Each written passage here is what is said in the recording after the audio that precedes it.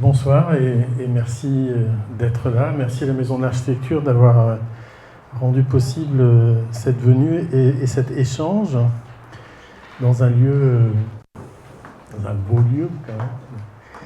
Alors, excusez-moi. Nous allons parler d'architecture frugale, heureuse et créative, mais pas que. Et avant d'y arriver, je vais faire un petit détour en métropole, on va dire, comme ça, et après on verra les différences dans le temps que l'on aura pour se parler. On va dire que de 1997 à 2007, il s'est passé un temps très positif pour les questions de l'environnement, depuis l'arrivée de la notion de haute qualité environnementale jusqu'à la loi Grenelle. Et puis en 2008, il y a eu la crise des subprimes, et de façon catastrophique, les enjeux environnementaux sont passés à l'as. Dans les projets architecturaux et urbains, quand il faut faire des économies, c'est sur la dimension environnementale que l'on rogne. Et donc j'avais arrêté pendant 10 ans de rappeler 2-3 petits principes de base, mais là je le fais systématiquement parce que c'est pas encore gagné, même si de plus en plus on sent bien que la conscience partagée est de plus en plus forte. Mais voilà, 10 petites diapos de rappel à la situation et aux enjeux, et aussi de rappel quant à la responsabilité des architectes et des urbanistes. Nous sommes de plus en plus nombreux, et nous serons encore plus nombreux demain. Nous sommes de plus en plus nombreux, mais pas répartis d'une façon très équitable sur une Terre finie. Nous sommes de plus en plus nombreux sur une planète dont on connaît les bords, et notre façon d'être sur cette planète ressemble un peu à une piscine chinoise, assez inéquitable. Ceux qui savent nager ont de l'eau, ceux qui ne savent pas nager n'ont pas d'eau, et puis ceux qui savent nager pensent que ceux qui sont si nombreux et qui ne savent pas nager sont peut-être trop nombreux, et qu'il faudrait peut-être penser à ce qu'ils soient moins nombreux. Bien sûr, cette inéquité est impensable. La Terre nous appartient à tous, et il n'est pas question que l'on évite ce partage de la Terre. Alors, on sait que la Terre est finie, on sait qu'elle a une surface et une capacité qui lui appartient en propre, on le sait depuis longtemps. En 1931, le philosophe Paul Valéry, dans un livre qui s'appelait « Regard sur le monde actuel », disait « Le temps du monde fini commence ». Et ce que le philosophe comprend dans les années 30, les scientifiques vont le montrer dans les années 60. 68, c'est le Club de Rome qui est créé, qui est en fait, on va dire, un peu le premier think tank à propos de l'environnement. Le Club de Rome est créé et demande au MIT, le Massachusetts Institute of Technology, de Cambridge, de faire un rapport sur l'état de la planète qui va s'appeler The Limit to Growth. En français, ça a été traduit par Halte à la croissance, point d'interrogation. Dans cet ouvrage, qui est rendu public en 1972, il est très clairement écrit: il ne peut pas y avoir de croissance infinie sur une Terre finie sans problème écologique majeur.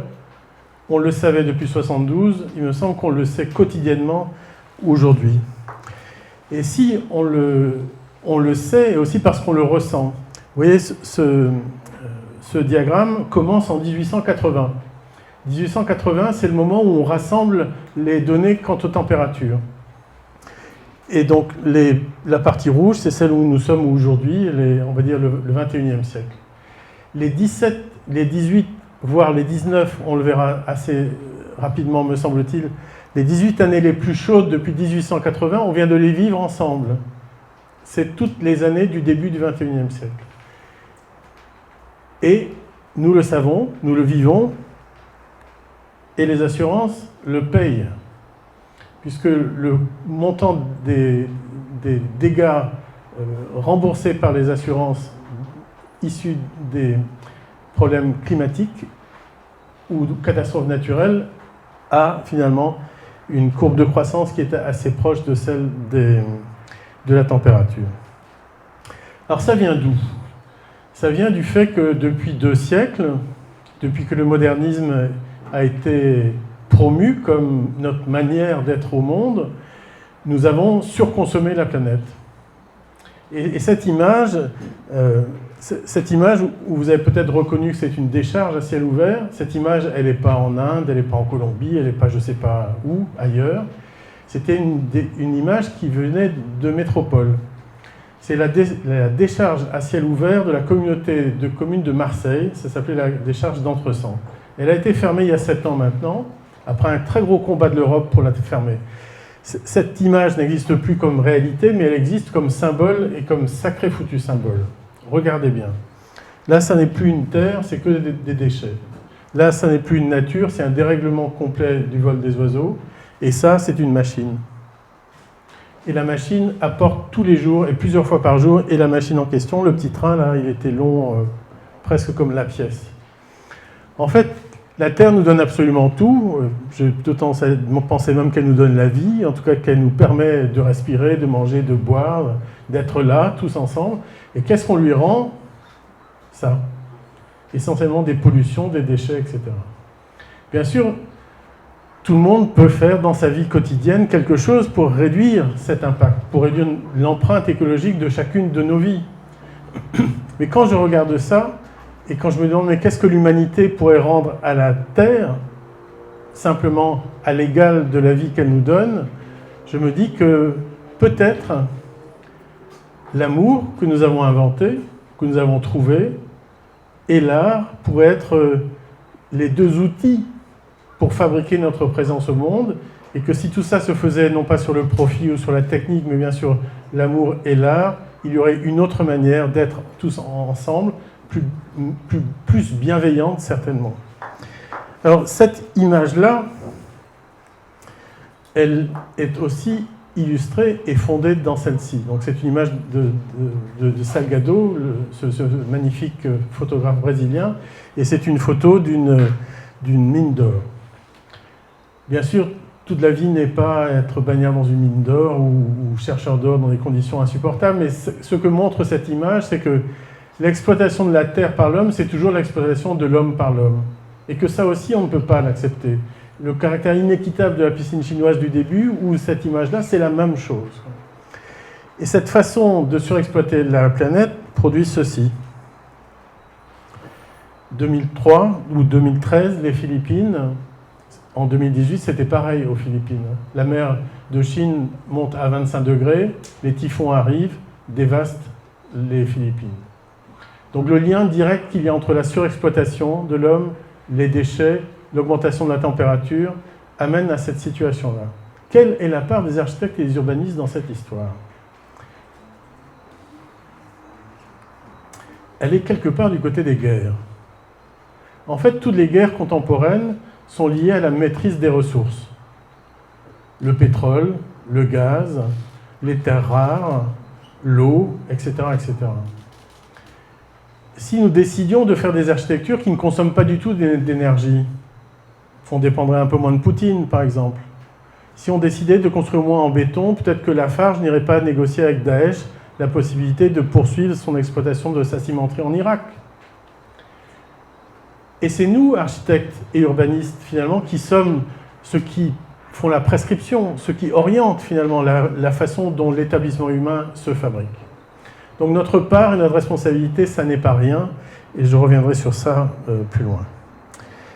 Alors, des architectes qui se sont opposés à la guerre, il n'y en a pas eu tant que ça, mais il y en a eu un, pas non plus n'importe lequel, Le Corbusier, une année avant la Seconde Guerre mondiale, écrit cet ouvrage, « Des canons, des munitions, merci, des logements, s'il vous plaît ».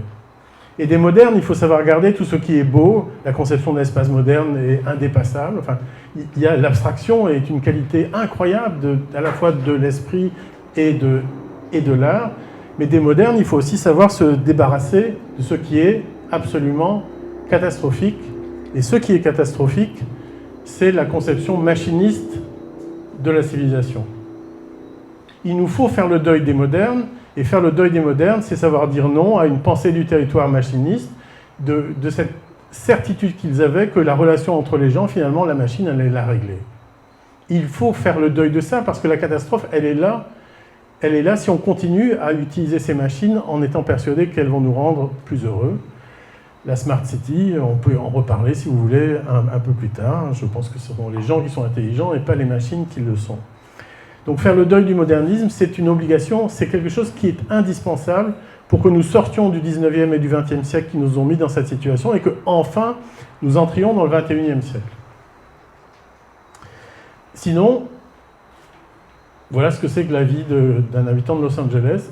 Le matin, il se lève dans sa maison climatisée, et même le garage est climatisé.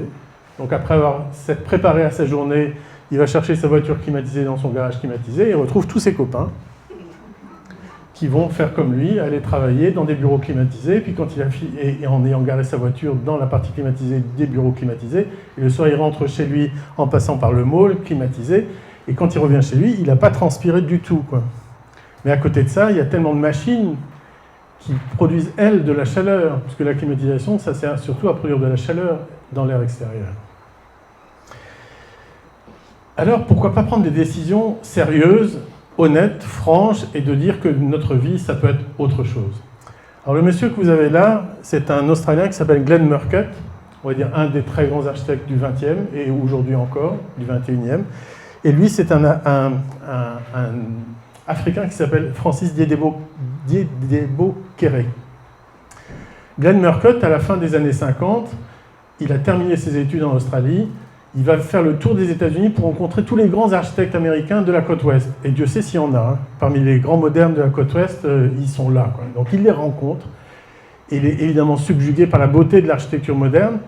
Mais il rentre en Australie avec une certitude. Alors il le dit en anglais comme ça, « no leaking architecture ». C'est-à-dire aucune de mes architectures ne va faire « toc, toc, toc ». Et qu'est-ce que c'est qu'une architecture qui coule ? C'est une architecture qui a des condensats, donc c'est une architecture qui est climatisée. Et toute sa vie, il va faire des architectures magnifiques, superbes, enfin sublimes, quoi, qui sont des architectures à la fois au nord et au sud de l'Australie, tout en ventilation naturelle et adaptées au contexte et au climat australien. Francis Diedebo-Kéré prend exactement la même position. Il dit aujourd'hui, tous les projets que je vais faire en Afrique, chez moi, ils seront sans climatisation et ils seront construits en terre. Il le fait, et bien sûr, c'est agréable à vivre, et il le prouve l'un et l'autre encore complètement. Alors, on peut peut-être faire différemment, quoi. C'est pas qu'on peut peut-être, c'est qu'il faut faire différemment. Sinon, on va dans le mur. Et faire différemment, c'est pas se dire, mais dans quelle crise nous sommes. Alors, vous voyez ici, là, ce sont des Équatoriens. C'est un collectif qui s'appelle Albordé. Si vous ne le connaissez pas, filez sur Internet, regardez voir le travail de Albordé. Ce collectif a reçu le Global Award il y a quelques années, et ils sont venus récupérer le Global Award à la Cité de l'Architecture à Paris, et ils montrent leur travail. Donc, travail collaboratif avec les habitants, des morceaux de bois, enfin, tout ce qu'ils trouvent pour faire des architectures bioclimatiques magnifiques, quoi, heureuses à vivre. Et à la fin de chacune de leurs présentations, sur le grand écran de la Cité de l'Architecture, il y a écrit « Crisis ». Et là, tous ceux qui sont à côté de moi sont assez contents que ces petits jeunes disent « Crisis ». Sauf que la diapo d'après, c'est ça. Non, il n'y a pas de crise. Et ça, c'est un grand changement qui est basé sur une modification générationnelle qui est très forte aujourd'hui. Qu'est-ce que dit Albordé ? Albordé dit « Le travail que je fais aujourd'hui, ce n'est pas un travail de crise, c'est le travail dans mon monde, dans le monde où je suis né et dans le monde tel qu'il est aujourd'hui, avec les combats qui sont à mener pour que l'architecture soit éco-responsable. » Donc voilà, il n'y a pas de crise, notre monde est celui-là, et c'est dans ce monde-là qu'il faut travailler. Cette génération-là le dit. Et il n'y aura pas qu'elle. Parce que lui, là, ce qui est né en 2000, eh bien, c'est celui qui est en première année des écoles d'architecture cette année. Et vous pensez bien que les architectes, les jeunes qui arrivent et qui sont nés en 2000 dans les écoles d'architecture, ils n'en ont rien à faire des 30 Glorieuses. Ils n'en ont rien à faire d'une histoire qui est de la moitié du XXe. Ils sont exactement comme Albordé dans une autre histoire. Et ce qu'ils vont inventer, ils ont intérêt à bien inventer, parce que s'ils ne le font pas, eux qui ont 4 ans de moins, ils vont le leur rappeler très fortement. Les manifestations des étudiants et des lycéens et des élèves des collèges et des écoles que l'on a un peu partout en Europe, ici c'est à Bruxelles, 35 000 étudiants dans la rue, toutes les semaines, pour suivre le propos de Greta Thunberg. Je fais une manifestation pour le climat. Eux, ils sont déjà dans la rue et ils savent dire des choses aussi magnifiques que nous ne défendons pas la nature, nous sommes la nature qui se défend. Alors nous, qui sommes quand même encore au boulot, il nous faut pas seulement nous indigner, il faut nous engager. Quand Stéphane Hessel a publié « Indignez-vous », il l'a vendu à des millions. Hein. Alors pour s'indigner, on est très fort. Hein. Qu'est-ce qu'on est même doué pour s'indigner, quoi. Il a fait ce livre-là après, il l'a quasiment pas vendu. Ça ne peut pas marcher comme ça pour les archis, parce que les archis, eux, ils sont engagés. On est tous les jours dans le quotidien en train de faire quelque chose, quoi. Donc l'indignation, ça sert à quoi de s'indigner derrière son bureau si on continue à faire ce qu'on a fait au XXe siècle? Il faut s'engager. Et pour s'engager, eh bien, il n'y a pas 36 solutions pour le faire. Et figurez-vous que c'est le gouverneur de Californie qui le dit alors que la Californie brûle. Mais nous, on ne va peut-être pas attendre que le monde brûle. Il faut nous engager du côté de la nature. Et que tous nos choix, toutes nos décisions sont prises en fonction de ce que la nature peut accepter et peut donner. En plus, les architectes, ils savent le faire depuis longtemps. Vous voyez, ça, c'est Vitruve. Vitruve, c'est notre arrière-grand-père. Enfin, c'est la figure du commandeur. On est en -25 avant Jésus-Christ. Et voilà ce qu'il écrit.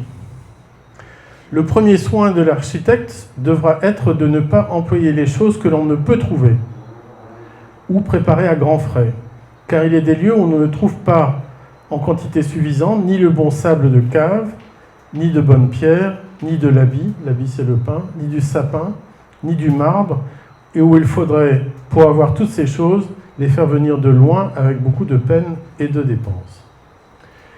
En fait, s'il était aujourd'hui ici, ce serait le leader du circuit court, quoi. On le sait, ça. Et avec ça, il vous fait des temples, quand même, en marbre et autre chose comme ça.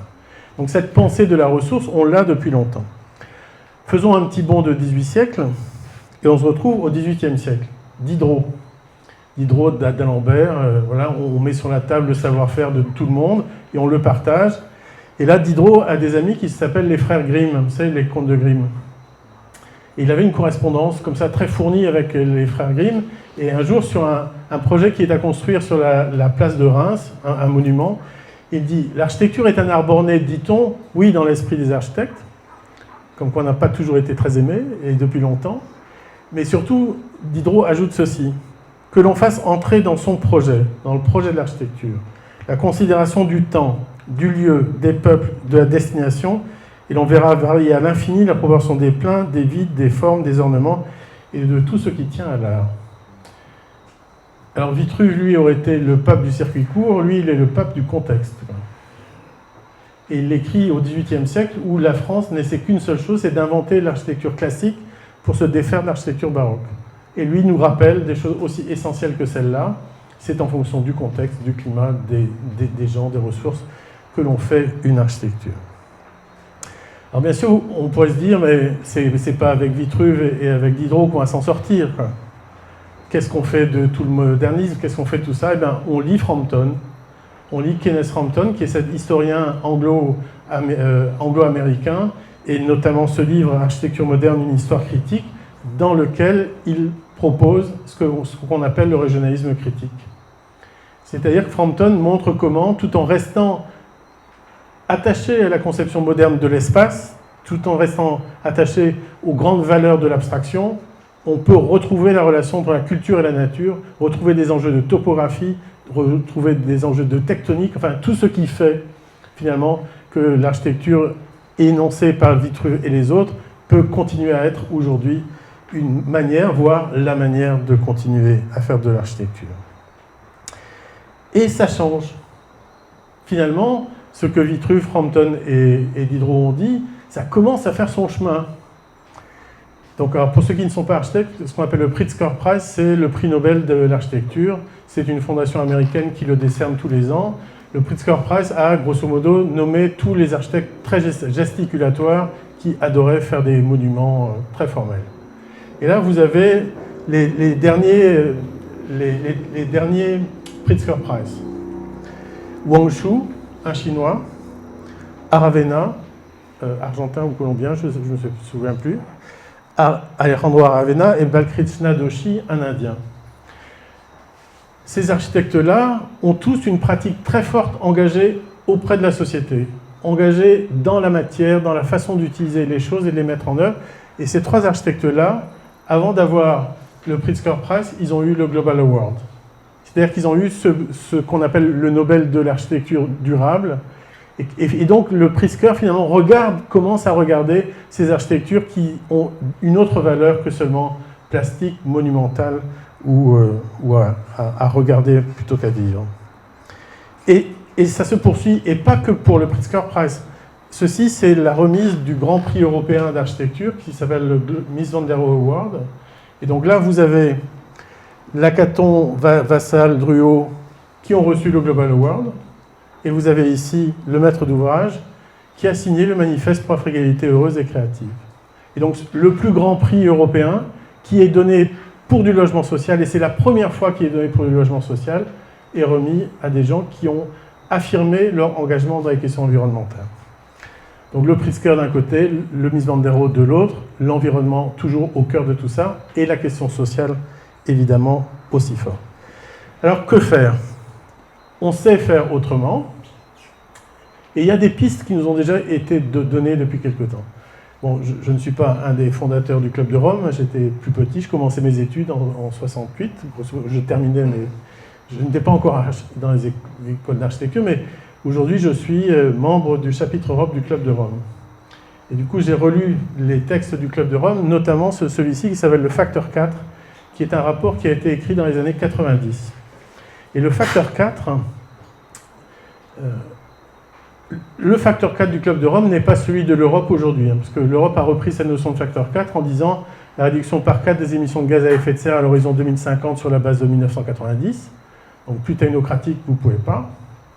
Alors que le Club de Rome disait autrement, 2 fois plus de bien-être avec 2 fois moins de ressources.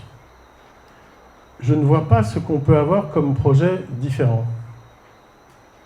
Parce que quand même, être coincé dans sa bagnole pendant des heures et pollué, j'appelle pas ça le bien-être, et forcément, c'est trop de ressources qui sont utilisées.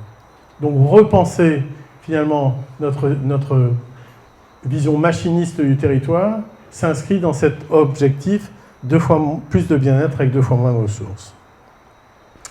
Et c'est dans ce sens-là qu'avec mes amis Dominique Gauzin-Muller et Alain Bornarel, nous avons, il y a maintenant 1 an et demi, lancé un manifeste pour la frugalité heureuse et créative. En fait, au début, c'était frugalité heureuse pour l'architecture, l'aménagement du territoire urbain et ruraux. Et puis on a rajouté créative parce que quand on a pris des sacrées habitudes de gabegie, on va dire, de surconsommation pendant 2 siècles, vous ne pouvez pas arriver à la frugalité sans être un peu inventif. Alors qu'est-ce que c'est que la frugalité? La frugalité, ce n'est pas la sobriété. On aurait pu reprendre le terme de Pierre Rabhi. Non, la frugalité pour nous, ça a à voir avec la récolte des fruits de la terre. Frugalité, ça vient du latin frux fructis, et frugal, c'est la récolte des fruits de la terre. Et en fait, nous qui sommes tellement engagés dans l'utilisation des ressources, vous vous souvenez de l'image de la guerre, nous qui sommes tellement quelque part dans cette histoire-là, il nous faut bien réfléchir à utiliser 2 fois moins de ressources et donner 2 fois plus de bien-être. Et la frugalité est le modus operandi pour ça. La frugalité peut permettre de faire une récolte des fruits de la terre qui ne porte pas atteinte à la terre et qui rassasie ceux qui font cette récolte, néanmoins. La lourde part des bâtisseurs, je l'ai déjà dit tout à l'heure, mais on peut continuer à en ajouter. 40% des émissions de gaz à effet de serre sont issues du bâtiment, 20% pour les déplacements induits par les choix urbanistiques, 60% des déchets proviennent du bâtiment, etc., etc., etc. Donc nous, quand nous décidons de faire des choix, quand nous faisons des choix pour construire, c'est à tout ça que nous décidons, que nous adressons nos décisions. Frugalité en énergie, et ben voilà, comme Kéré ou Murcutt, plus de clim, de la ventilation naturelle. On peut en parler tout à l'heure, je sens qu'on va en parler. Donc, frugalité en énergie, frugalité en matière, peut-être arrêter la monoculture du béton. Alors je sais qu'il y a des territoires où c'est plus compliqué de trouver d'autres ressources, mais même à La Réunion, qui a un peu une qualité de sol équivalente à celle que l'on peut trouver ici, il y a des recherches sur comment peut-on utiliser la terre de La Réunion et construire en terre, ce qui n'a pas été fait auparavant. Et puis il y a tous les biosourcés, enfin bref, on va revenir là-dessus. En fait, quand on a rendu public ce travail-là, Libération a titré « Architecture se désintoxiquer de la technologie ». Et c'est sûr qu'il faut qu'on se désintoxique de la technologie. La MAF, notre mutuelle des architectes français, annonce 75% de sinistres en plus. Et d'où viennent ces sinistres? Eh bien, des petites machines, quoi. L'obsolescence programmée, c'est pas que dans vos téléphones, c'est aussi dans tous les petits moteurs de la climatisation. Et plus les systèmes sont complexes, et plus ils tombent en rade. C'est une espèce de loi qu'on connaît depuis extrêmement longtemps. Et Daniel Fauré, qui est un ingénieur de Marseille, celui qui a créé Bâtiments Durables Méditerranée, expliquait ça il y a quelque temps en disant « Le lot technique est passé de 15 à 25% du coût du chantier, et en même temps, on a vu la croissance des sinistres, on a vu la croissance des sinistres et celle des primes d'assurance. » Donc se désintoxiquer de la technologie, c'est aussi faire en sorte que finalement l'impact du bâtiment soit moins fort. Alors depuis 1 an et demi, les signatures viennent d'un peu partout. Vous êtes ici. Les signatures viennent d'un peu partout. Alors, je suis breton, je suis assez fier de ma Bretagne, parce que ce qui est rouge, c'est plus de 100 signatures. Donc, on est à 6400 signatures aujourd'hui. Les signatures arrivent tous les jours. Ça n'en finit pas de continuer à arriver. Ça vient... la Belgique a été le premier pays étranger à signer. La Suisse a poursuivi, l'Italie aussi, et même le Maroc, qui a de vrais enjeux liés aux matières, à l'eau et qui s'est engagé pour tout ça. Ici, c'est la Réunion qui est là. Et je ne vous ai pas mis la carte mondiale, mais il y en a de partout dans le monde, sauf de Russie. Ça viendra un jour, mais pour l'instant, ça ne vient pas de Russie. Ce manifeste est devenu un mouvement. Quand vous êtes 6400 et que 6400 qui disent « nous, faire autrement, c'est ce que l'on fait », on était un peu isolés, mais là on se sent moins isolé parce que l'on est tous en même temps. On s'est effectivement réunis et on commence à se retrouver de façon régulière. La première fois, c'était dans le Nord-Pas-de-Calais. La prochaine, c'est en Bretagne, etc., etc. Et on a décidé de se donner un nom. Tous les membres de l'association vont s'appeler des glaneurs. Alors bien sûr, ça renvoie à un magnifique film, mais pas uniquement, parce que finalement, vous savez, glaner, c'est un droit. Glaner, c'est un droit coutumier. On peut, à la fin d'une récolte, venir chercher ce qui reste. Et c'est peut-être un peu la situation dans laquelle nous sommes aujourd'hui, finalement. Le travail que nous faisons, c'est un travail que nous faisons sur ce qui reste. Et donc voilà, nous sommes des glaneurs et nous allons continuer à avancer. Alors, avancer comment? Eh bien, en faisant des architectures qui ne peuvent être que bioclimatiques. C'est-à-dire des architectures qui puisent dans leur contexte toutes les raisons d'être conçues et d'être vécues. Et le bioclimatique, là, pour le coup, ce n'est pas une histoire récente. Là, vous avez une image d'une façade à Amsterdam et ici d'une façade à Sisteron. Sisteron, donc sud de la France, la menuiserie est au fond de la baie, il y a des volets par devant, et puis il y a un petit rideau et une vieille dame derrière le petit rideau qui regarde qui y a dans la rue. Ici, vous êtes en Hollande, les menuiseries sont aux nus extérieurs, il n'y a pas de rideau, et vous avez des Hollandais nus qui passent derrière, c'est pas grave. Il y a un enjeu de la transparence chez les Hollandais que l'on n'a pas du côté de Sisteron.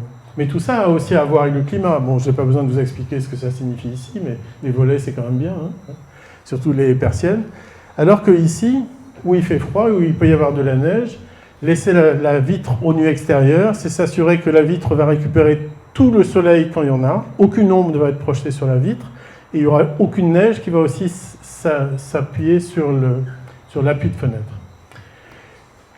La relation d'une société à son climat, c'est ce qui fait culture. C'est ce qui fait évidemment culture architecturale, mais c'est ce qui fait culture tout court. Voilà un autre exemple qui va nous amener après aux Antilles. Là, c'est une ferme dans le Jura.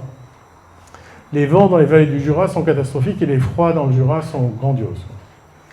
Donc vous voyez, le pignon, il est coupé de telle façon que les vents puissent passer sur le bâtiment et ne viennent pas frontalement prendre le bâtiment. Vous avez une rampe ici, et on remplit toute la partie supérieure de fourrage. Vous avez une porte ici pour que le bétail rentre, et là vous avez le logement du paysan.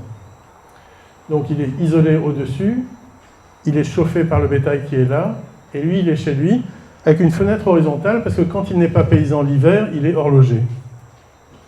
Donc cette forme-là, qui renvoie à la possibilité de résister au vent et de résister au froid, elle permet d'une certaine manière aussi de penser cette forme-là. Ici, il faut aussi résister au vent, quoi.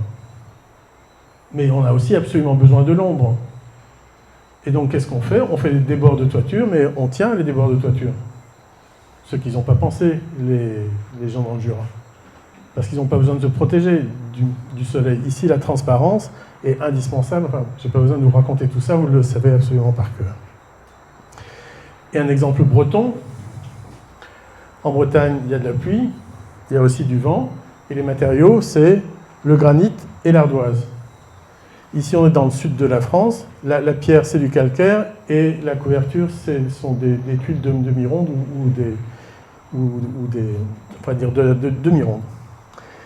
Ici, la pente de la toiture est 45 degrés, entre 35 et 45 degrés, parce que l'ardoise a une surface assez lisse. Et avec le vent et la pluie, si l'ardoise était plus basse, eh bien l'eau passerait et remonterait avec les ardoises. Donc vous voyez, la ressource, c'est ça et ça, le climat, c'est ça. Et de la même manière ici, la ressource amène à ça. Et le fait que l'on réalise des tuiles qui, elles, n'ont pas le caractère lisse de l'ardoise permet d'avoir des pentes inférieures et elles sont aussi plus longues, etc. etc. Donc cette architecture bioclimatique, bon, il ne s'agit pas de refaire le vernaculaire d'hier, mais quand même de comprendre que le vernaculaire d'hier n'était pas si imbécile que ça. L'architecture bioclimatique, elle ne se pense pas en façade. On ne commence pas par dessiner une belle façade en se disant « et maintenant, qu'est-ce qui se passe ?» L'architecture bioclimatique, elle se pense toujours en coupe. Elle se pense dans la relation entre l'intérieur et l'extérieur. Relation au vent, relation au soleil, relation à l'air, porosité, humidité, tout ça se pense dans la traversée du bâtiment. On rajoute un peu d'inertie et ça arrange un peu toutes ces choses-là. Et donc cette relation intérieur-extérieur, ce qu'on vit ici, là, maintenant, demande de gérer l'extérieur. Il ne suffit pas de faire une architecture bioclimatique intelligente et de la poser sur un parking en béton ou en enrobé. Puisque les liens qui s'opèrent feraient que cette architecture ne serait pas agréable à vivre finalement. Et donc, il faut régler la question de l'effet d'îlot de chaleur de la périphérie. Et alors pour ça, aujourd'hui, il y a des logiciels extrêmement intelligents. On sait calculer le soleil, mais on sait aussi calculer les effets de vent. Et donc pour les projets qu'on fait à La Réunion, on calcule les effets de vent au niveau du sol, dans les étages et tout en haut. Et une fois qu'on a fait ça, on change la forme de telle manière que l'on ait du vent là où on en a besoin et qu'on n'en ait pas là où le vent est gênant. Et après, on fait le calcul pour voir comment dans chacun des logements, il y a assez d'air. Donc on conçoit aussi l'architecture dans cette relation-là à l'extérieur. Et on le sait, les espaces publics, ce serait bien de les protéger. Alors, nous, dans nos cultures, ce n'est pas si courant que ça, mais regardez le Maroc. Le Maroc d'hier, c'était ça. Donc plus dangereux et plus malsain, vous ne pouviez pas. Le Maroc s'est mis maintenant dans un travail de design des couvertures de rue, qui est celui-là, où le design reprend le graphisme marocain et installe des structures absolument fixes et qui apportent l'ombre indispensable. Et donc ça renvoie à l'urbanisme. L'architecture, bien sûr, et l'urbanisme sont extrêmement liés. Enfin, ce passage intérieur-extérieur que l'on voit là. Là, c'est mon petit village breton. Je suis breton. Et je viens d'un village qui s'appelle Carantec. Et à Carantec, quand on s'approche du port, parce qu'on est en Bretagne, toutes les rues sont courbes. Parce que si vous mettez des rues droites, il y aurait trop de vent. Et un peu trop de vent et un peu trop de pluie en Bretagne, c'est pas forcément sympa. Alors, prenons quelques exemples des situations dans... Alors, je vous ai quand même mis Pointe-à-Pitre. Hein, parce qu'on me l'a soufflé avec beaucoup d'intelligence. Je me remercie ceux qui m'ont rappelé ça. Donc, ici, vous avez Nouméa, Fort-de-France, Pondichéry, et là, Essaouira, c'est autre chose. Donc, ici, la trame est carrée à Nouméa, parce que tous les alizés sont utiles et très bien, et très bons à Nouméa. Quand vous regardez Fort-de-France, les alizés d'Est, rentrent profondément dans le tissu et non pas ceux qui viennent de la baie. Et pourquoi? Parce que c'est une trame qui n'est pas carrée, mais rectangulaire. Et donc il y a 2 fois plus de rues dans ce sens-là que dans celui-ci. C'est le même dispositif qu'il y a eu à Pondichéry. Pareil, les alizés qui viennent de l'océan entrent ici, dans une trame. Vous voyez, il y a 2 fois plus de rues ici que dans l'autre sens. Le problème de Pondichéry, c'est qu'ils ont oublié de planter. Et que les rues sont trop larges pour le climat qui est là-bas. Donc tout à l'heure, si quelqu'un peut m'expliquer comment fonctionne du point de vue du climat et du vent Pointe-à-Pitre, j'en serais ravi. Donc voilà, cette relation intérieure-extérieure, elle se décline aussi dans des histoires purement architecturales et purement techniques. Donc ici, on est en Iran, ça s'appelle le Bagdir, et ça, c'est une tour à vent. Et vous voyez un peu la bête pour une maison qui est celle-là. Ces tours à vent, donc anciennes, historiques, vous rafraîchissent une maison. Dehors, vous êtes à 50 degrés, dans la maison, vous avez presque l'impression qu'elle est climatisée. Ça, c'est en Iran, mais ça, c'est en Égypte. Et c'est repris c'était repris dans un projet d'Hassan Fati, pour les architectes qui connaissent ça. C'est ce qu'on appelle le Malkaf. Donc les vents viennent de ce côté-ci, et on met dans l'entrée des vents une outre, comme celle-ci, poreuse, qu'on remplit d'eau. Donc l'air arrive de ce côté-ci, se rafraîchit au contact de l'outre, l'air frais tombe, et après repart simplement parce qu'il a été réchauffé. Ces solutions-là, il y en a plein. Enfin, on ne va pas toutes les voir. Mais... Donc ce travail-là, sur moins de technologie, moins de machines, moins de moteurs, c'est un travail que fait mon atelier. Et donc ce que vous avez ici, c'est le seul projet métropolitain de ventilation naturelle du logement collectif. Et comme on est à Saint-Nazaire, et que vous savez, Saint-Nazaire, c'est le pays des paquebots, toutes ces cheminées que vous avez en toiture ici, et qui servent à la ventilation, ont été faites avec la ressource locale, c'est-à-dire les chaudronniers de marine. Donc ces tourelles qui font 4 mètres de hauteur à peu près, 366, ceux qui connaissent Corbu ont certainement reconnu le chiffre. Cette tourelle est en fait composée d'un certain nombre de dispositifs, un aspirateur statique ici qui extrait, une partie basse, une vitre au sud qui chauffe la partie basse de la tourelle, une girouette qui vient mettre un bec ici face au vent et qui récupère tout l'air. Pour faire ça, eh bien, il faut faire des choses que vous faites mieux que nous. Il faut mettre des fenêtres dans les salles de bain, par exemple. Ce qui ne se fait pas en métropole, parce qu'on a l'habitude en métropole, depuis que la VMC existe, de mettre les WC et les salles de bain au milieu des logements contre des voiles en béton. Donc ça, c'est un combat, 3 ans de combat. Enfin, je vous raconterai ça plus tard si vous le souhaitez, mais 3 ans de combat. Et dans ce type de combat, on fait un test sur une maison. Alors là, tous les matériaux de la maison viennent à moins de 20 km de la maison. On est en Bretagne ici. Et donc, pas de système de ventilation, pas de système de chauffage, tout se fait en aérien, tout se fait par ouverture des fenêtres, donc il y a des fenêtres partout, y compris dans les WC. Voilà, des petits exemples rapides. Ça va sans doute vous sembler moins passionnant, mais pour nous, c'est un combat de fond. En métropole, il faut absolument des moteurs pour renouveler l'air dans les logements. C'est une obligation légale.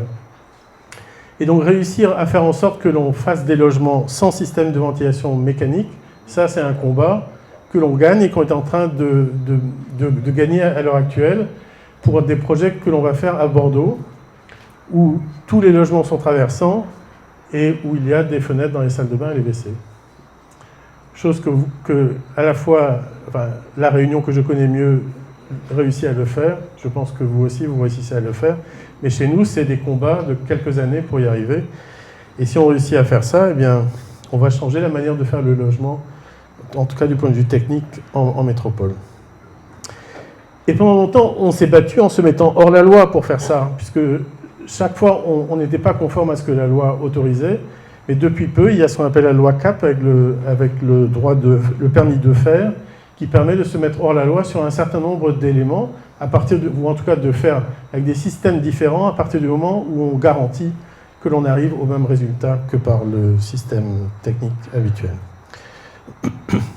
Alors qu'est-ce que ça peut donner? Ça peut donner, par exemple, ici, un bâtiment qui est juste à côté de Toulouse, qui est une salle de spectacle et une médiathèque, avec une toiture totalement accessible, des sheds qui font entrer la lumière de la médiathèque, qui servent aussi de tourelle pour le vent. Vous voyez ces éléments, ces aspirateurs statiques. Pardon. Je vais juste prendre un petit peu d'eau.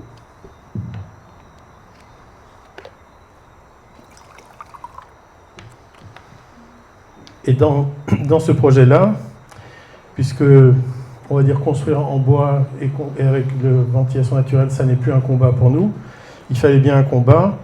Et le combat, ça a été de faire un mur en briques de terre compressées, donc terre crue compressée, porteur d'un plancher accessible dans un bâtiment public, ce que, pareil, on ne réussit pas à faire, qu'on n'autorise pas à faire, et que l'on a fait. Et donc voilà le volume en question. Et l'intérieur, ces briques de terre compressées qui portent ce plancher et qui sert aussi pour les conférences et pour les chanteurs. Alors, basculer du côté de la nature, c'est accepter tous les éléments de la nature et de travailler avec eux. Ici, c'est par exemple de décider que l'on peut rendre un secteur urbain totalement inondable. Et que quand il n'est pas inondé, il est entretenu par les vaches. Et ce secteur-là finit par être un espace de vie de tous les jours absolument heureuse. C'est vrai ici, près de Passé, merci beaucoup, mais c'est vrai aussi près de Rouen. La ventilation naturelle, c'est vraiment bien, vous savez. Parce que vous avez un peu les fenêtres là qui vous permettent ça, mais moi, je suis dans le creux du vent. Voilà, je te remercie beaucoup. Merci bien. Et donc ici, de la même manière, on s'arrange pour que le site soit inondé. Parce qu'il y a des débordements sur la Seine. Donc le site est inondé, voilà. Et quand le site n'est pas inondé, c'est un magnifique paysage. Donc accepter de travailler avec la terre, avec l'eau, l'air, les éléments, c'est de permettre ça. C'est de permettre que la biodiversité trouve sa place, que le paysage se développe complètement et que finalement il y ait une qualité de vie quotidienne. Je ne vais pas rentrer dans tous ces détails-là, mais nous on a des petits soucis avec le chauffage en hiver. Donc on essaie de faire des architectures passives qui ne consomment pas d'énergie. Donc quand on dessine nos plans d'urbanisme, on s'arrange pour que tous les logements aient 2 heures de soleil au 21 décembre. C'est juste des petits codes comme ça, mais ça vous permet d'avoir du passif sans que ça vous coûte cher. Du coup, voilà, comme avec le vent, on change la disposition des volumes jusqu'à trouver les bons volumes. Et on met de la lumière partout. Enfin, bref, ça, vous connaissez. Et on met les voitures un peu à l'écart pour que la qualité de vie soit absolument donnée. Et je vais avancer rapidement. Et parlons d'Anne. En fait, vous savez ce que c'est qu'un pédibus? Un pédibus, c'est quand les parents se mettent d'accord pour accompagner les enfants à l'école à pied, pour arrêter d'aller tous les matins, tous en voiture. Ça. Donc le pédibus, il y en avait un dans cet écoquartier, mais le pédibus, très vite, est devenu un asinobus. Parce que c'est bien de faire marcher les enfants, mais qui portent les cartables, qui sont quand même parfois un peu trop lourds. Donc ici, c'est l'âne, le matin, qui porte les cartables des enfants. Et quand l'âne n'est pas là, les parents n'ont pas intérêt à reprendre la voiture parce que les enfants adorent faire le chemin de l'âne et se souvenir de l'âne. En fait, il faut faire tout ce travail-là, puisque c'est aussi un espace d'agriculture urbaine. Il faut faire tout ce travail-là pour arriver à une empreinte écologique égale à la biocapacité du projet. Et il n'y a pas de durabilité sans un équilibre entre la biocapacité et l'empreinte écologique.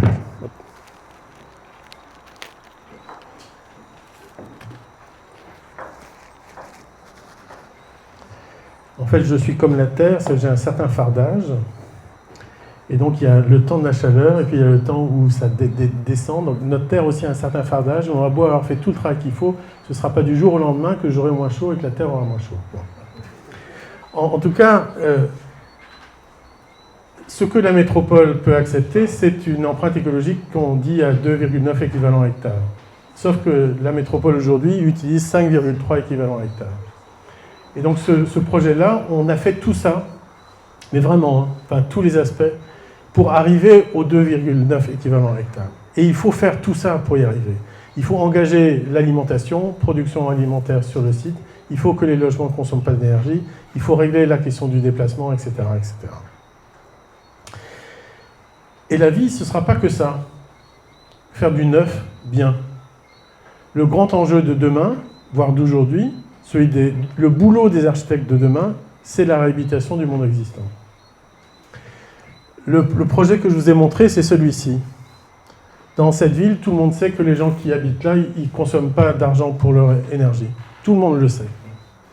Mais sauf qu'à côté, il y a un lotissement de maisons Phoenix, c'est-à-dire ces maisons industrialisées où là, pour le coup, quand on les a fait, on n'en s'était pas tellement préoccupé à l'isolation. Et eux, qui sont aussi au RMI, enfin, ou dans des situations très précaires, eh bien forcément, ils regardent ça avec une envie insupportable. On a parlé d'équité depuis le début de la présentation. L'équité, c'est ce que nous sommes en train de faire aujourd'hui, où on réhabilite ce lotissement de maisons Phoenix de telle manière qu'ils aient la même qualité de performance énergétique et qu'ils retrouvent des espaces publics où les bagnoles ne sont pas partout. Alors le monde dont nous héritons, c'est celui-là. Un peu de béton, quoi. Bon, là, ici, c'est la place du 20e à Paris. C'est la place des Fêtes à Paris, c'est le 19e arrondissement. Un ancien lycée hôtelier. On a remporté ce projet-là il y a un peu moins d'un an maintenant pour faire la médiathèque du 19e arrondissement et la première maison des réfugiés de Paris. Alors, qu'est-ce qu'on fait quand on a du béton comme ça? On ne va pas le démolir, quoi. Il y a tellement d'énergie qui a été dépensée pour construire ça, il y aurait tellement d'énergie à dépenser pour déconstruire, il y aurait tellement de pollution qui serait jetée dans l'air pour déconstruire. Donc on a ça, on garde ça. Non seulement on garde ça, mais on essaie en plus de trouver la radicalité de cette architecture industrielle absolument tenue, quoi, très réglée. Donc on garde ça, et tout ce qu'on ajoute, eh bien, c'est tout sauf du béton. Le bâtiment lien qu'on met ici, il est en bois, en biosourcé et en terre coulée. Et je vous reparlerai de la terre coulée tout à l'heure. Donc voilà, la structure, on la retrouve, on enlève tout ce qui gênait. Quand on a besoin de double hauteur, parce que c'est une médiathèque, et quand même lire, c'est bien aussi de lire dans des hauteurs un peu différentes, pour amener de la lumière aussi.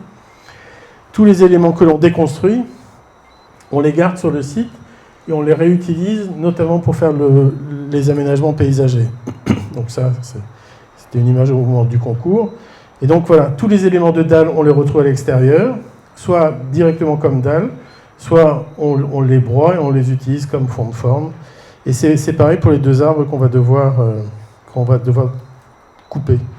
En fait, c'est comment le bâtiment peut devenir sa propre ressource. 2 fois moins de matière, 2 fois plus de bien-être. Enfin, c'est toujours la même histoire. 1 fois plus de bien-être, c'est double hauteur, c'est de la lumière, c'est de l'air, enfin, c'est tout ça. Et donc cette architecture qui ne savait pas ce que c'était que l'air, sauf par les machines, eh bien on la rend poreuse. Donc on revient à l'architecture bioclimatique dont je vous parle tout à l'heure. Je ne rentrerai pas dans ces détails-là, mais vous savez ce que c'est ici que de rendre les choses poreuses et d'amener la lumière partout. Et l'air, bien sûr. Et on construit en terre crue. Mais donc, la brique de terre compressée, c'était le projet de Toulouse. Je ne pense pas que ce soit l'avenir de la terre crue, qu'elle soit compressée, parce que finalement, c'est aussi des briques qu'on monte. Ça coûte un certain prix, quoi, de faire une maçonnerie traditionnelle. Et les grandes entreprises ont un savoir-faire avec les banches. On ne va pas jeter aux orties le savoir-faire de la banche. L'enjeu, c'est qu'est-ce qu'on met dans la banche. Et aujourd'hui, la plupart des grandes études qui sont faites sur les matériaux et sur la terre se tournent vers la terre coulée. Quel est le liant que l'on rajoute à la terre pour réussir à continuer à couler, à utiliser les banches. Et le reste est en bois. Et là, je vais juste vous parler de ce que je fais aux prêcheurs et je vais m'arrêter. Alors, je parle toujours d'Hannah Arendt. Alors, Hannah Arendt, grande philosophe allemande et américaine, très proche de Martin Heidegger. Et Hannah Arendt, dans les années 90, dans cet ouvrage qui s'appelle « La crise de la culture », a beaucoup écrit sur la question de l'autorité. Et Hannah Arendt explique simplement, aujourd'hui, tout le monde a sa part d'autorité.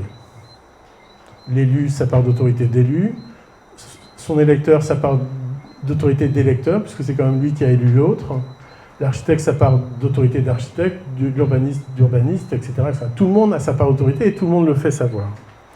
Donc l'enjeu n'est plus de savoir qui a l'autorité, mais ce qui fait autorité. Parce que ce qui fait autorité, ça tient aussi dans le temps, au-delà finalement de la présence des uns et des autres. Et la réponse d'Hannah Arendt est ce qui fait autorité est le projet partagé. Ce propos d'Hannah Arendt me suit depuis longtemps, enfin depuis 91, grosso modo, depuis le travail fait dans un petit village breton à Plour-en-les-Morlaix pendant 15 ans, 900 habitants. Et c'est ce que nous mettons aussi en œuvre aux prêcheurs. Alors, pourquoi le travail du prêcheur ? Je vais revenir sur ça. Vous voyez où est le prêcheur, hein ? Le village le plus au nord de la côte sous le vent, le plus grand spot de biodiversité de la Caraïbe, parce qu'il y a la relation directe en fait, de l'océan et du volcan, pas coupé par une seule route. Le prêcheur, en 68, 2500 habitants, aujourd'hui 1400 habitants, et le prêcheur détruit en même temps que Saint-Pierre, puis reconstruit.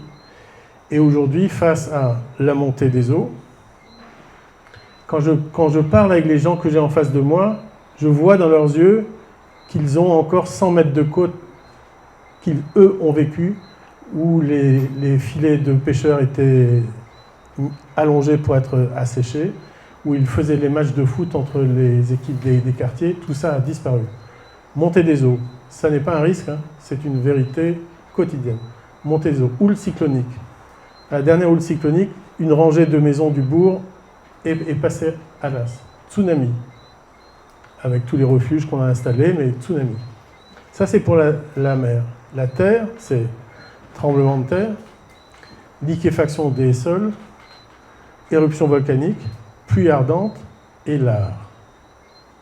Et les derniers lards, c'était il n'y a pas si longtemps que ça, c'était encore il y a 4 ans. Et donc, quand on fait le travail pour cette commune, donc aujourd'hui 1400 habitants, on est en fait au plus haut niveau de ce qu'on peut faire comme urbaniste. En fait, quand on fait ça, on sait pourquoi on est urbaniste. On accompagne une communauté et on fait un travail qui est beaucoup plus proche de la sociologie, de l'ethnologie que de la technique.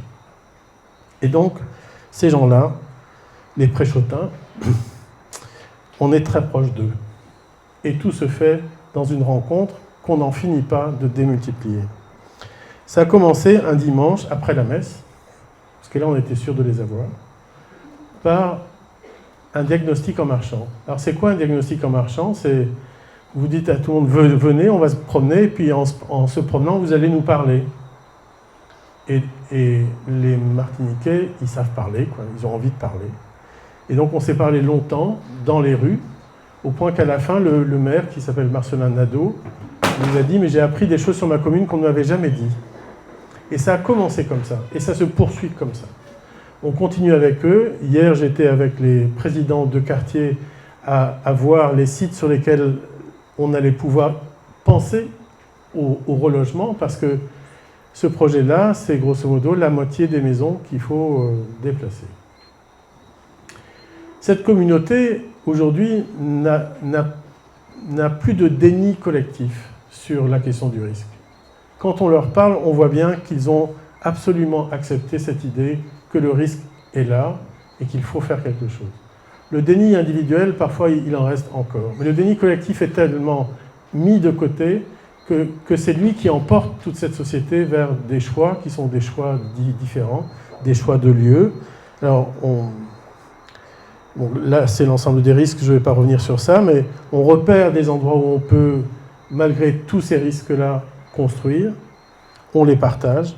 Disons qu'on va remonter sur les mornes et on va s'éloigner un peu de l'eau. Il y a un quartier qui est celui du port, les Abysses, qui lui est totalement en fait, touché par ça. Et on fait ce travail-là avec eux, avec l'objectif, de mettre les enfants à l'abri. L'école a été construite dans le lit majeur de la rivière et exactement dans un des endroits où un lard plus important qu'un autre peut emporter l'école. Et un tremblement de terre a fait en sorte que les structures de l'école ne sont plus tellement solides et les enfants ne dorment plus dans l'espace qui est réservé au sommeil et ils vont se reposer dans le gymnase qui est juste à côté. Donc on déplace l'école et on en fait un refuge. On fait une école refuge. Donc on pense l'école évidemment pour le quotidien, mais aussi pour ces moments où ils vont tous se retrouver dans des situations particulières. On va dire ça, c'est le plus facile d'une certaine façon, une fois qu'on a trouvé l'endroit et qu'on s'est mis d'accord sur le programme. L'enjeu, c'est le logement. Quand les logements vont être déconstruits, quand les logements vont être vidés, tout le monde nous dit qu'il faut les détruire immédiatement. Il ne faut pas laisser la possibilité de revenir. Et en fait, la disparition de ces logements va aussi servir de compensation du point de vue de la biodiversité et de la présence de la nature. Chaque fois qu'on fera un logement de plus, c'est un logement qui disparaîtra, et le logement qui disparaîtra donc, deviendra un espace paysager, un espace ouvert. Mais l'enjeu est au-delà de tout ça. On ne va pas dire aux gens, vous êtes dans une situation catastrophique, alors maintenant, il faut y aller, quoi. Et on ne va pas leur dire, il faut y aller dans un collectif. Et donc l'objectif, c'est de réussir à renouveler l'habitat. En fait, s'interroger sur qu'est-ce que peut être l'habitat de demain désirable pour des gens qui vont devoir quitter leur logement de toujours. Donc imaginez, on est au pied de la montagne, c'est une terre qui est d'une richesse infinie, incroyable. Là, vous avez la mer qui est en face et les pêcheurs font leur boulot. Vous avez le soleil qui tous les soirs, vous l'avez en face de vous quand il se couche. Donc vu comme ça, c'est une situation absolument rêvée. Sauf que la nuit, ceux qui habitent au bord de l'eau nous disent « s'il y a une vague qui fait un bruit différent, je me réveille. Et je vais voir qu'est-ce qui se passe. » Et donc pour que ces gens-là, finalement, retrouvent quelque chose de désirable, il faut que ce qui leur est proposé corresponde à leur mode de vie et continue à leur donner une relation au lointain, mais surtout leur amène une rassurance qui fait qu'ils ne seront plus en situation de difficulté face au risque. Aujourd'hui, ils ne quittent leur maison que si le maire vient leur dire « maintenant il faut y aller ». Il y a une telle confiance qui s'est installée entre le maire, Marcelin Nadeau, et la population, qu'il y a beau avoir la sirène et tout ça, il faut qu'il aille le leur dire. Il faut qu'ils aient l'homme en qui ils ont confiance pour se déplacer. Donc voilà, 3 sites arrivent. Et donc voilà, c'est 51% des logements qui sont concernés aujourd'hui. Un peu partout dans les différents secteurs, parce que les risques sont différents. Des secteurs qui peuvent être coupés les uns des autres, donc il faut aussi trouver des solutions par la mer pour les relier.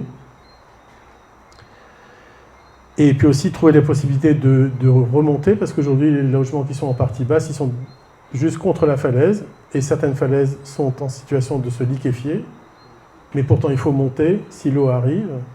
Donc on est dans cette situation extrêmement complexe, mais où il y a une volonté réelle de faire évoluer le projet. Donc je ne vais pas rentrer dans le détail de tout ça. Si vous avez des questions à me poser, bien sûr c'est avec joie que j'y répondrai. Mais je vous le dis parce que, voilà, vendredi prochain, on va lancer un concours d'idées qui va s'appeler Habitat renouvelé. C'est le PUCA, donc, qui est le plan urbanisme de construction architecture, qui nous finance toutes ces études-là, qui porte ce concours d'idées autour de ce logement à venir et dans les situations qui sont particulières. Juste ce que je peux vous montrer, c'est on a fait le travail d'analyse de rencontre des gens, bien sûr, et d'analyse des logements tels qu'ils sont aujourd'hui, comment il a grandi, comment les familles se sont à la fois rassemblées et parfois désassemblées. Donc tout ce travail-là a été fait pour repenser une autre situation. Et donc, en fait, on a besoin de tous ceux qui ont envie de réfléchir sur un habitat intelligent pour demain.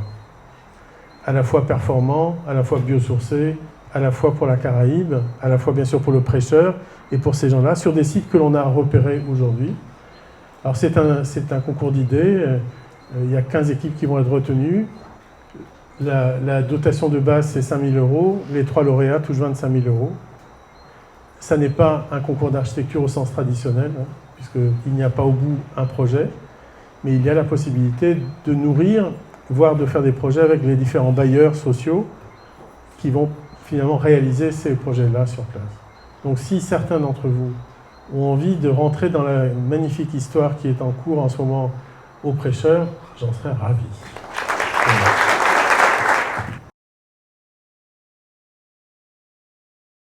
La question que j'aurais posée aussi, parce qu'il y a effectivement le prêcheur, mais il y a aussi Grand Rivière. Alors, est-ce que Grand Rivière aussi est concerné aussi? Parce que c'est le bout de l'île en Martinique. En fait, ma mission ne porte que sur le prêcheur.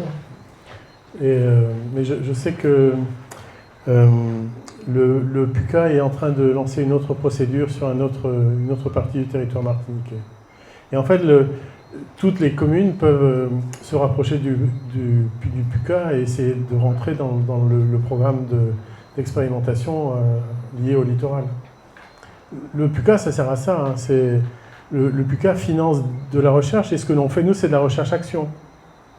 Et finalement, le résultat au prêcheur va mettre en situation sereine les habitants, mais le plus important, c'est la démarche finalement. Parce que la démarche, elle peut être reproduite. Travailler avec les gens, vraiment tout le temps.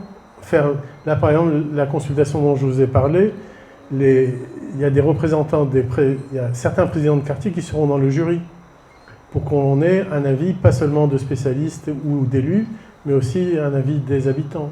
Donc tout ce travail-là se fait en permanence, de façon plutôt sereine, et donc voilà. Le prêcheur, pour l'instant, en ce qui me concerne, et autrement, s'il y a des élus qui sont intéressés, allez voir le PUCA.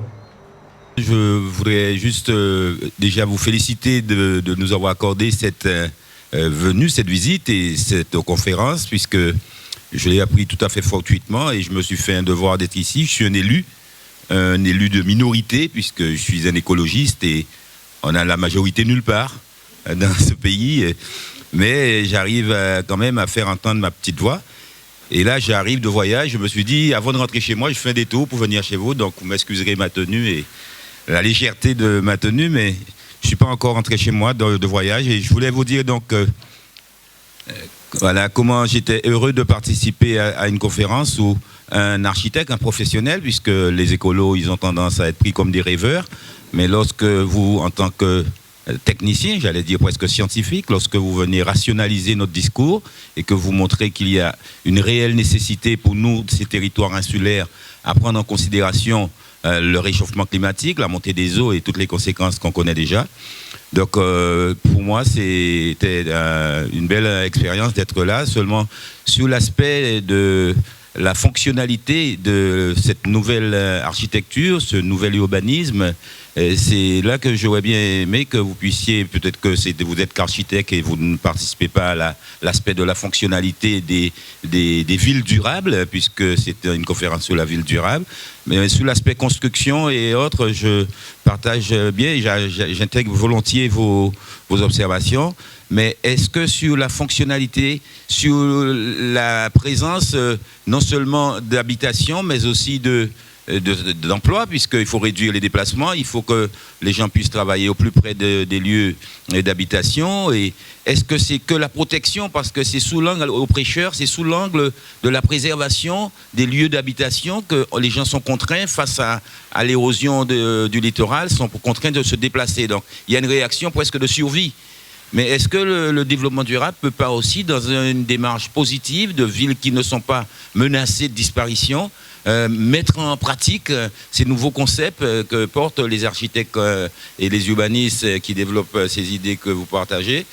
Est-ce que c'est là, pour nous par exemple, dans une ville comme Pointe-à-Pitre, qui est une ville littorale, qui gagnerait aussi à appliquer les préceptes du développement durable, notamment par la mise en débat des citoyens, puisque vous parlez de l'intervention du maire Nadeau et de la confiance que les citoyens ont en lui et leur participation au débat. Ça fait partie du concept de développement durable que les citoyens puissent penser leur ville, émettre des idées, émettre des avis. Donc, est-ce que l'architecte participe aussi à cet aspect-là, ou est-ce que vous êtes là que pour offrir de nouveaux plans, de nouvelles constructions avec moins de ressources et plus de bien-être, plus de qualité de vie? Ou est-ce que vous aussi, en tant qu'architecte, avec peut-être d'autres corps, des personnes spécialisées dans l'emploi, est-ce que vous aussi, vous pouvez participer à de tels débats? Est-ce qu'on pourrait nous vous inviter à animer un débat où il y aurait pas que on parlerait pas que d'architecture. Et je ne sais pas pratiquer autrement qu'en appelant la population à entrer dans le projet de son établissement humain.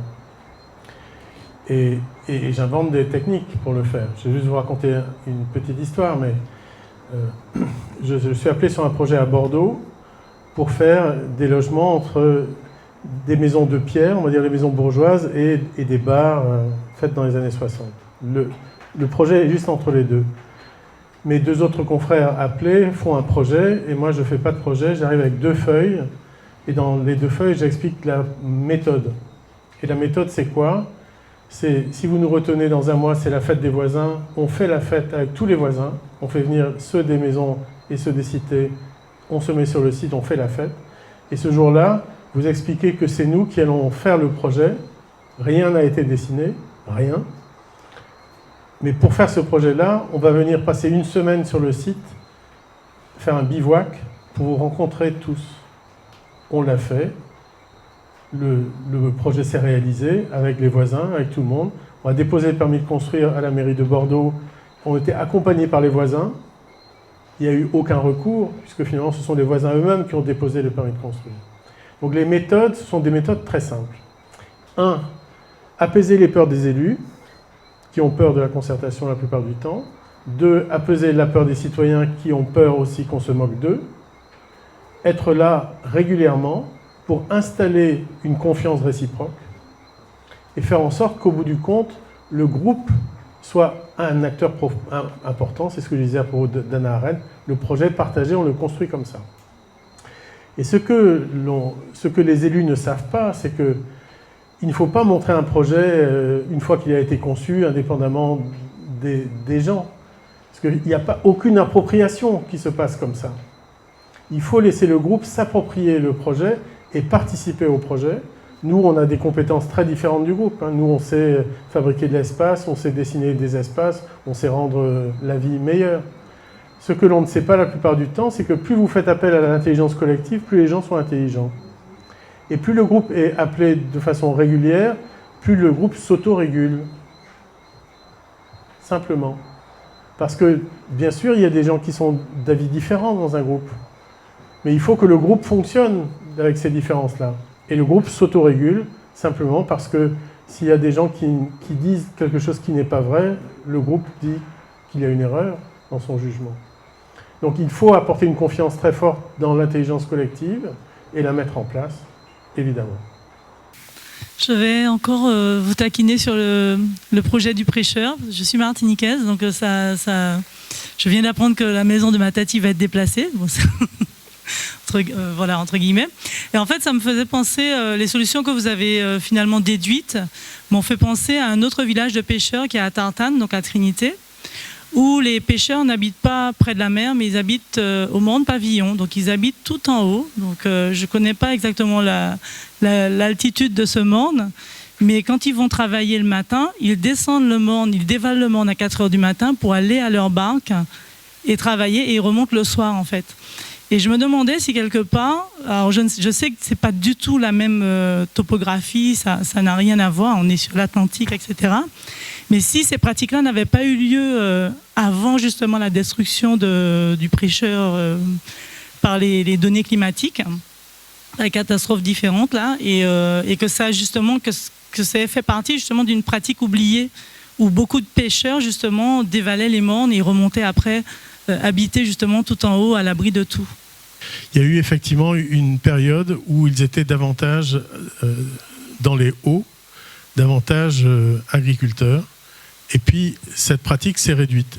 Aujourd'hui, elle est en train de revenir, et y compris avec de jeunes agriculteurs qui veulent faire de l'agriculture écologique et qui remontent vraiment dans les situations où moi, je suis émerveillé de leur capacité à planter sur des pentes comme ça et à faire vraiment des choses incroyables.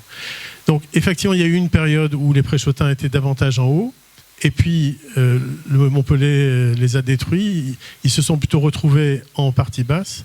Le XXe siècle les a amenés finalement à être davantage pêcheurs qu'agriculteurs, et donc ils sont aujourd'hui en bas. Bien sûr, là, tout le monde commence à remonter ceux qui ont les moyens de le faire ont déjà acheté dans des situations plus hautes. Le souci, c'est d'arranger la vie de ceux qui n'ont pas les moyens de le faire. C'est pas juste un travail qu'on fait pour les riches, c'est tout sauf ça, évidemment. Mais effectivement, il y a eu une histoire où la relation agriculture-pêche était plus sereine. Tout à l'heure, monsieur l'élu parlait d'activité. Tout le travail que l'on fait aujourd'hui aux prêcheurs vise à l'autonomie du prêcheur, et y compris en termes d'agriculture. Donc il y a Col Vert, qui est une association qui travaille sur le prêcheur pour installer de la permaculture. Parce que l'idée, c'est bien aussi celle-là de faire en sorte que pour l'énergie, on atteigne l'autonomie, pour l'eau, on atteigne l'autonomie, pour la production agricole, on s'en approche, et après la mer est la mer. Mais l'enjeu est bien sûr à la fois économique et pas seulement résidentiel, puisque ça ne peut pas marcher uniquement comme ça, quoi. Est-ce que tu as déjà eu est-ce que tu as déjà travaillé dans des endroits où on a dû reconstituer, remettre en place des filières, parce que par exemple en Guadeloupe, pour couvrir des bâtiments, aujourd'hui on a des difficultés à trouver quelque chose de mieux que de la tôle. Or la tôle, on n'en produit pas sur l'île, c'est quelque chose d'idiot, mais auparavant on couvrait les bâtiments avec les essantes. Sauf que ça demande une culture de bois, ça demande aussi des experts pour le découper aux bonnes saisons et puis ensuite le mettre en œuvre. Et donc comment fait-on pour s'autonomiser par rapport à ça? Par exemple, c'est un exemple parmi des milliers d'autres, puisqu'aujourd'hui dans la construction en Guadeloupe, on utilise, j'imagine, quelque chose comme 99% de matériaux exogènes. Alors, juste, je vais répondre à ta question et puis je reviendrai sur les matériaux exogènes. Oui, j'ai plusieurs exemples en tête, notamment Biganos. Biganos est une petite commune autour du bassin d'Arcachon. Et Biganos, on va dire au 19e, avait une production de briques de terre cuite. Et aujourd'hui, à Biganos, il relance la production de briques de terre crue, parce que l'argile de Biganos est d'une qualité incroyable. Et donc, voilà, il y a une industrie, en tout cas, il y a de l'artisanat qui se relance sur l'utilisation de ces matières. Je ne vais pas vous parler de l'île de France parce que c'est une autre échelle, mais on voit bien qu'il y a tout ce qui est lié aux matériaux biosourcés, aujourd'hui, ou géosourcés, déclenche du travail. Le nombre de start-up autour de la terre coulée, tout ça est extrêmement important. Je travaille à La Réunion et j'enseigne à l'école d'architecture de La Réunion, où il y a un master architecture et ville sous les tropiques. Comme ça, vous pourrez expliquer que si vous voulez faire un master à ville et architecture sous les tropiques, c'est au port qu'il faut aller. Et à La Réunion, ils sont un peu dans une situation comme la vôtre, quoi. Quels matériaux locaux on peut trouver? Alors, il y a certains bois qui arrivent aujourd'hui un peu à maturité, qui sont des cryptomérias. Donc, ce sont des bois qui ont été importés, mais qui ont été apportés il y a sans doute une soixantaine d'années, et donc qui sont utilisables. Donc, on voit revenir le cryptoméria, mais qui ne peut pas être utile pour faire de la structure. Mais en tout cas, pour construire, on peut utiliser le cryptoméria. Et puis, ils font des recherches sur la terre, parce que la question de la terre est vraiment au cœur de tout ça. Donc, ils font travailler une association métropolitaine qui s'appelle AMACO, qui est une association qui travaille profondément sur tous les matériaux, et notamment la terre. Et ils demandent à AMACO de prendre des échantillons de terre réunionnaises pour trouver la manière de la mettre en œuvre. Ça va prendre du temps, mais s'il n'y a pas ce travail d'expérimentation sur la ressource locale, on n'y arrivera pas. Et puis après, ça va peut-être vous faire sourire ce que je vais vous dire, mais j'ai fait travailler mes étudiants l'année dernière sur la Réunion 2080. Et un groupe d'étudiants a dit, le béton, bien sûr, il n'y en a plus, puisque plus personne n'utilise du béton. Mais par contre, le béton est là. Donc, une proposition était de dire, on va déconstruire les bâtiments qui existent, et en impression 3D, on va utiliser moins de matière, mais la matière qui est là, c'est-à-dire que chaque bâtiment devient une mine de béton. Donc, ce regard sur la ressource et sur les manières de construire, la jeune génération est capable d'avoir des pas de côté que nous n'avons pas encore. Et donc voilà, ça n'est pas une réponse définitive, mais en tout cas, parmi les pistes qui se donnent aujourd'hui. Où est la ressource? le projet de Paris que je vous ai montré montre que le bâtiment est une ressource. Marc Jallet, architecte. Concernant la montée des eaux, je ne sais pas si vous avez déjà vu, si vous avez pu visionner un reportage qui est passé il n'y a pas longtemps sur le BAGM, qui a fait une carte qui anticipe sur, je crois, 50 ou 60 ans, hein, vous allez me corriger, hein, j'ai vu qu'il y a des ingénieurs qui sont là, c'est leur dada, et qui montre comment la submersion va affecter une partie du territoire, et en tirant une sonnette d'alarme sur les risques qu'il y a par rapport aux constructions, mais pour la sécurité aussi des gens.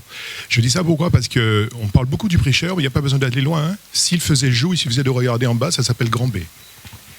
Et Grand B, c'est exactement le même problème, où tout le monde sait ce qu'il faut faire, sauf qu'on bute sur un problème qui est un problème social.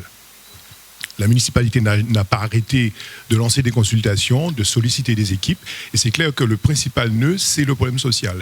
Et quand on prend même l'historique de la constitution des baux en Guadeloupe, qui sont à part, je dirais, Saint-Claude, Gourbert et peut-être Morne-à-l'Eau, toutes les communes sont côtières. Et aujourd'hui, ce problème-là touche l'ensemble des communes.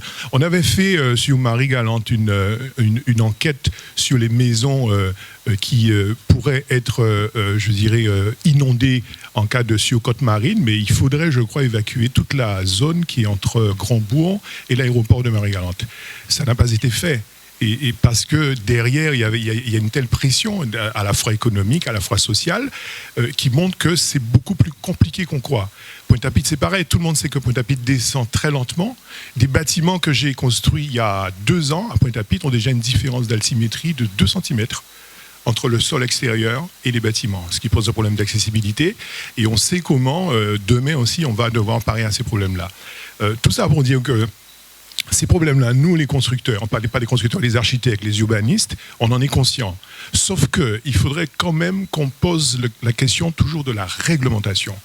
Ça veut dire que ce que tu fais aux prêcheurs et toutes ces études, toutes ces enquêtes déjà faites, à mon avis, n'auront des conséquences favorables que si à terme, elles puissent infléchir la réglementation. Je pense par exemple aux constructions sur pilotis. Je ne vois pas comment demain on peut gérer de l'économie de foncier, en même temps des surcotes marines, même s'il faut construire solide, si on ne remet pas sur le terrain des principes de construction en hauteur pour laisser, par exemple, passer de l'eau. On l'avait déjà proposé à Port-Louis, on l'a proposé aussi à Marie-Galante, mais c'est vrai qu'on bute sur le problème de la réglementation. Et je vais dire une dernière chose, c'est pour répondre à mon voisin concernant Pointe-à-Pitre. Alors j'ai entendu aussi ces histoires de vent qui s'accélèrent dans les coursives et qui ensuite qui s'éclatent. Les barres sont posées dans tous les sens. Moi personnellement, je n'y crois pas. Et la lecture que j'ai de la ville, parce que c'est une question que tu as posée concernant la direction des rues, mais qui est une analyse purement intuitive, hein, d'autres personnes pourront peut-être apporter la contre-vérité, c'est que souvent, lorsqu'on parle de la ville de Pointe-à-Pitre, de la ville de Fort-de-France, on ne fait référence qu'à la ville coloniale. On ne fait référence que la ville tirée au cordeau. Et à mon humble avis, là où il y a vraiment un vivier, un gisement de contournement, détournement, de modes d'habiter et de choses complètement éco-construites dans lesquelles on devrait puiser, c'est dans toutes les périphéries où des gens pauvres se sont agglutinés pour résister. On le voit à Trinel en Martinique, on le voit à Volga, d'ailleurs qui est au-dessous du niveau de la mer, on le voit à Pointe-à-Pitre, on le voit à Carénage. Et cette ville où il y a des îlots qui font à peu près 50-60 mètres sur 60 mètres, c'est vrai que les îlots sont carrés à Pointe-à-Pitre et ils sont rectangulaires. À mon avis, c'est parce que premièrement, il y a la direction des Alizés Est-Ouest, ça c'est ainsi que les villes se faisaient, mais aussi parce qu'il y a l'intérêt économique. Le port, il est au sud. Le port est au sud et il y a cette envie tout de suite d'aller vers les terres. Contrairement en Martinique où ils ont de la mer au sud, mais ils ont aussi de la mer à l'est. C'est un peu l'analyse que j'ai faite. Et quand on va à Pointe-à-Pitre, Pointe-à-Pitre n'a pas de façade maritime sur l'est, là où vient les Alizés. Elle n'a de la façade maritime qu'au nord. Donc peut-être ce qui peut expliquer la forme beaucoup plus régulière des carrés qui constituent la vieille ville. Bon, déjà, merci pour l'analyse. Je vais la faire mienne. En ce qui concerne le prêcheur et les difficultés de faire par ailleurs, je pense qu'il faut arrêter de dire c'est compliqué, c'est trop compliqué. Parce que dire c'est trop compliqué, c'est se donner tous les moyens de ne rien faire. Il suffit de commencer à rentrer dans l'histoire, quoi, et se dire qu'il faut le faire. Parce que si tu ne le fais pas, c'est combien de gens qui vont mourir, prochaine houle cyclonique, prochain tsunami, ou premier, je ne sais pas. Qu'est-ce qui va se passer? On est là, nous, en tant qu'urbanistes et en tant qu'élus, on est là pour faire en sorte que les populations ne soient pas dans des situations catastrophiques. D'une certaine manière, ça renvoie à notre responsabilité professionnelle, quoi. Le simple fait qu'on le sache et qu'on ne fasse rien, je ne sais pas quelle est notre responsabilité. Donc c'est le groupe que nous sommes qui doit aussi prendre part et prendre place sur ça. Oui, on parle du prêcheur beaucoup ce soir parce que j'y travaille, mais je pense aussi qu'il n'y a pas qu'au prêcheur qui a ce travail d'expérimentation sur comment faire. Mais au prêcheur, c'est indispensable. La rivière du prêcheur, tous les jours, il y a des tractopelles et des pelleteuses qui enlèvent tout ce qui n'en finit pas d'arriver, quoi. Il y a une carrière à ciel ouvert en plein cœur du prêcheur, sous le pont. Donc la réalité du Lard est une réalité physique, quoi. Alors, le Lard, c'est L-A-H-A-R. C'est un nom d'origine indienne, me semble-t-il. Et en fait, le Lard sont des... Vous pouvez avoir des pans entiers de montagnes ou de collines qui s'effondrent. Vous ne savez pas quand ça arrive, mais quand ça arrive, c'est d'une violence infinie. En 1920, il y a eu 400 morts au prêcheur avec un Lard. Vous imaginez, quoi. Alors, c'est un bruit infini... Maintenant, tout ça est monitoré, on le suit bien. Mais ce risque-là est un risque considérable. Et entre 1920 et aujourd'hui, on a construit la médiathèque, on a construit le stade, on a construit les écoles, on a construit le gymnase dans le lit de cette rivière. On ne peut pas laisser ça. C'est juste notre responsabilité à tous face à ça. L'avantage du prêcheur, c'est que ça peut donner envie aux autres de... Excusez-moi, je vais le dire comme je pense, de se bouger le cul, quoi. Et effectivement, il y a une société préchotine aujourd'hui qui s'engage, qui a envie de faire des choses. Il y a un élu qui est capable de porter ça. Enfin, c'est un moment très positif pour le prêcheur. Et je suis heureux d'être avec eux pour ce travail-là. J'ai vécu Irma. Et alors, question simple, moi je me suis réveillé le lendemain, bon j'ai réussi à me protéger.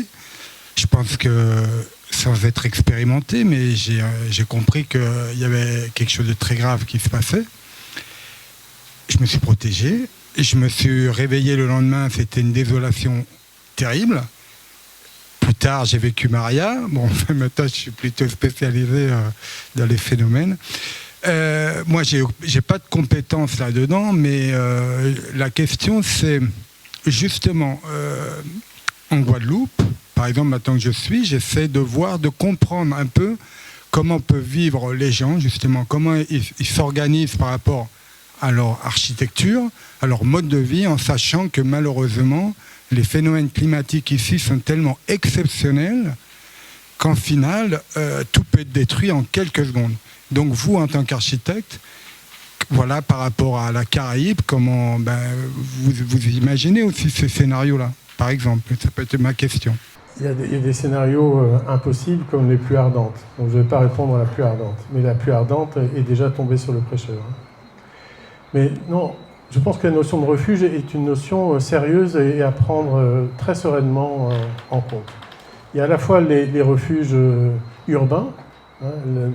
L'école que l'on fait va devenir un refuge pour accepter la population pendant quelques jours, et le refuge est autonome. Mais dans les maisons aussi, il faut ces pièces refuge. Il faut ces pièces solides où on se replie et où on trouve les éléments pour ça.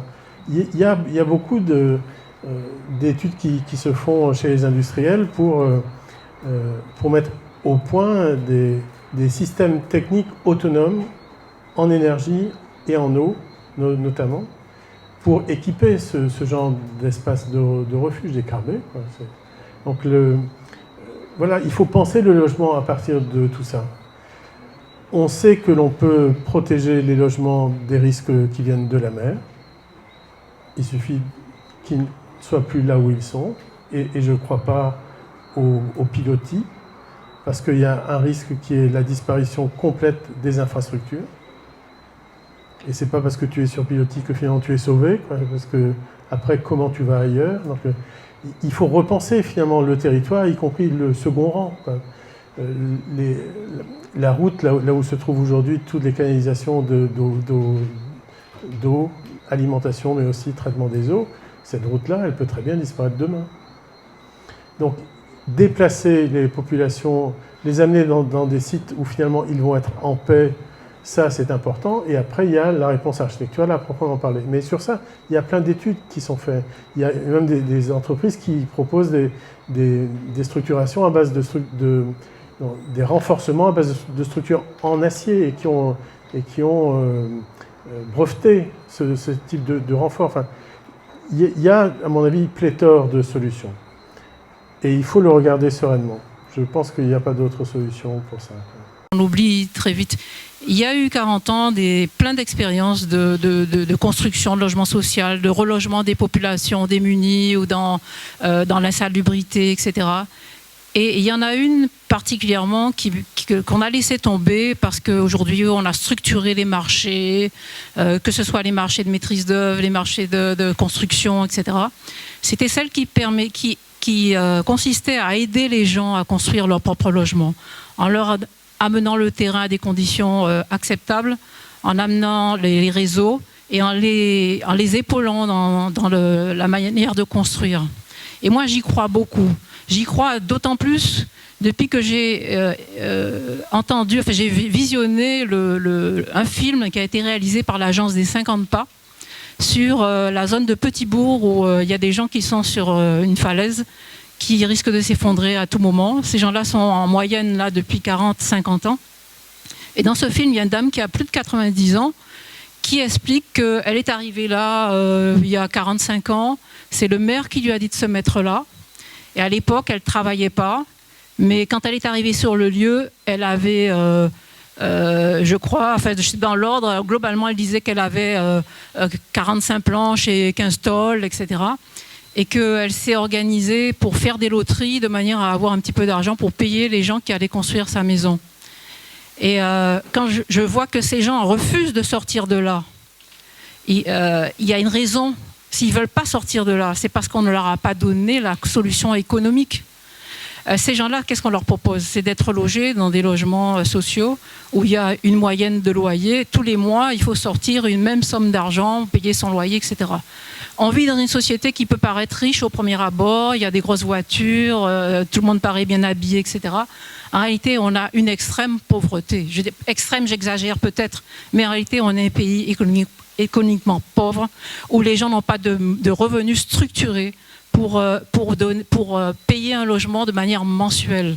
Donc je pense que c'est à nous aussi de changer notre mode d'exercice pour inventer d'autres solutions. Et moi je crois beaucoup à l'architecte qui va sortir de son cabinet, quitte à avoir, c'est pas forcément l'architecte qui va être là pour dire mais ce poteau-là, mais cette planche-là, etc.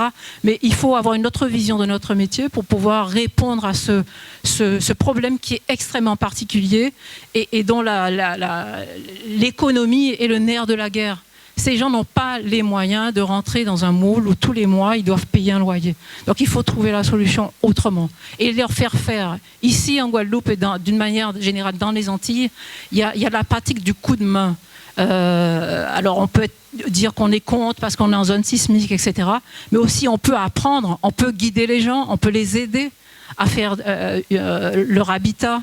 Je pense que, vous l'avez dit tout à l'heure, l'intelligence, quand elle est collective, elle est encore plus grande. Donc si les gens s'entraident dans le quartier en disant « mais non, mais ta maison, tu l'as mal orientée, ça, ce que tu as fait là, c'est pas bon, etc. » Qu'ils le font ensemble, je pense qu'on peut avoir des résultats surprenants. Et quand aujourd'hui, on va dans des quartiers où ces expériences ont été faites, on ne peut pas reconnaître les maisons qui ont été faites en coup de main des autres. Elles ont la même esthétique pratiquement. Bon, peut-être que c'est pas parfait, mais les gens sont contents de leur logement et ils veulent pas en sortir. Et ils l'ont fait avec leurs propres deniers. C'est vrai dans ces secteurs, c'est vrai dans les quartiers plus traditionnels, hein, où les voisins se donnaient un coup de main et où on ne mettait pas la porte d'entrée de l'un en face de la porte d'entrée de l'autre. Enfin, toutes ces choses-là, c'est un savoir-vivre ensemble qui est encore là à présent. J'espère que vous répondrez à cet appel à idées. Mais oui, parce qu'effectivement, on s'attend aussi à tout cela. La possibilité de faire évoluer les maisons et de construire soi-même, on l'a inscrite dans l'idée même de cet habitat renouvelé. Si vous voulez des exemples comme ça qui marchent extrêmement bien, vous voyez l'atelier Construire, donc c'est Julienne et Bouchin. À l'heure actuelle, sur Bordeaux, il y a une cité qui s'appelle la cité Claveau. Et donc il y a une des architectes de Construire qui habite sur le site, qui accompagne tous les locataires pour la réhabilitation de leur propre maison. Et donc les matériaux sont donnés. Enfin, vous voyez, il y a, comme vous le dites, une autre situation de l'architecte. Enfin, moi, quand je suis là-bas, je ne suis pas un artiste. J'imagine même pas que je puisse être un artiste. Que ce soit ça notre métier de demain. On est plus du côté du politique, quand même. On est plus du côté du social, de l'humain. Et effectivement, il faut repenser notre situation de ce point de vue-là. Et je vous remercie pour votre témoignage. Ça n'est pas hier. Il faut qu'on puisse continuer à faire ça. Et renouveler l'habitat nécessaire pour faire en sorte que la situation de risque ne se pérennise pas, d'autant plus qu'elle ne fait pas que se pérenniser, quand elle est de plus en plus importante. La montée des eaux, c'est pas pour rire, quoi. Et ça n'en finira pas. Donc il faut faire ce travail-là, maintenir des qualités de vie ensemble comme celles que vous décrivez. Mais oui. Ouais. Bonsoir, Joël Ferlier, artiste. Ma question rejoint celle qui vient juste d'être posée, du moins le point, puisqu'effectivement votre présentation ne donnait aucun chiffre et on est quand même dans une réalité économique. J'ai quand même le souvenir en Martinique du fameux morne Calbas. Autorisation avait été donnée pour que des logements privés soient construits sur un morne que tous les anciens connaissaient très bien pour savoir qu'il y avait une rivière souterraine qui passait. Et effectivement, il y a eu plus tard des glissements de terrain et jamais, bien sûr, les journaux, ou du moins la suite des événements, n'ont donné le coût de cette réalisation, de cette construction, du moins, et de cette perte, du coup, chiffrée. Et je crois comprendre que le procès dure toujours. On est à près de 10 ans plus tard. Donc, quand une municipalité décide d'attribuer certains terrains, etc., est-ce que vous pouvez quand même nous donner un ordre de grandeur des coûts que cela peut représenter, puisqu'on sait très bien que très souvent, malheureusement, les municipalités vont chiffrer bas à la construction, quitte à reporter le prix justement sur les usagers qui parfois n'en ont jamais les moyens, surtout sur nos territoires. Mais avez-vous un argumentaire, j'ai envie de dire, là sur le plan économique, qui pourrait faire valoir justement tout l'intérêt de vos constructions collectives? Merci. À l'heure actuelle, pas de prix. Nous, on est en train de récupérer les terrains à l'euro symbolique. Et on va continuer à avancer comme ça. Voilà. Mais pour l'instant, je ne peux pas vous donner de prix parce que on en est vraiment... Vous savez, on a commencé il y a moins de 6 mois. Et en 6 mois, on a abattu beaucoup de travail, mais on n'est pas rentré dans la phase de réalisation. L'appel pour l'habitat renouvelé va nous aider à définir les conditions de ce renouvellement. Aujourd'hui, il y a des sites qui ont été reconnus. Et les anciens ne nous ont pas dit qu'il y avait de rivières souterraines sur les sites qu'on a retenus. On va vérifier, mais en tout cas, tous ceux qui étaient là... Mais on parle en permanence aux anciens. Et avec joie. Donc voilà, la question du coût d'attribution des terrains, tout ça viendra par la suite, pas avant l'année prochaine, certainement. Donc on peut se revoir, et avec joie. En tout cas, je vous remercie.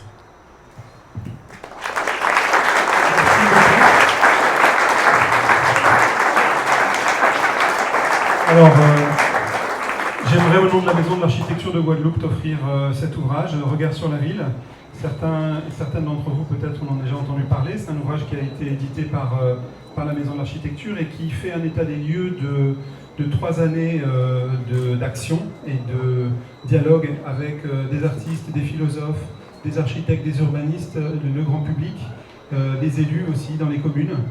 Et c'est un livre multimédia, puisqu'il contient également quelques films qui ont été réalisés par Jean-François Manicom, plasticien, photographe. Donc merci beaucoup, Philippe. Et j'aimerais aussi en profiter pour remercier toute l'équipe de la Maison de l'Architecture, remercier Laurent Darviot, qui est vice-président. J'aimerais remercier Eric Ramnal, vice-président également, de là sur le côté. J'aimerais remercier Gwenaël Besson, notre trésorier. Remercier également Émilie Berthelot, notre secrétaire. Et puis aussi Janine Cara, notre chargée de mission, qui nous a rejoint il y a quelques mois. Alors, la Maison de l'Architecture grandit au fil des années. On espère que ça va continuer, donc n'hésitez pas à adhérer pour nous soutenir. Et c'est avec joie que je vous annonce que nous vous offrons un pot de l'amitié frugal. Frugal parce que c'est pas la quantité qui fait la joie et qui fait le bonheur, c'est la qualité. Et vous êtes venus un petit peu plus nombreux que prévu. Donc, deux solutions, soit vous vous levez et vous allez en courant au buffet, c'est les premiers arrivés, les premiers servis, soit partageons avec joie le peu dont nous disposons, en toute convivialité. Et on vous donne rendez-vous à la rentrée pour de nouvelles aventures et de nouvelles discussions. Juste pour vous dire que le 12 juillet, je serai à Port-Louis pour représenter la Maison de l'Architecture, pour parler de vivre ou habiter le littoral.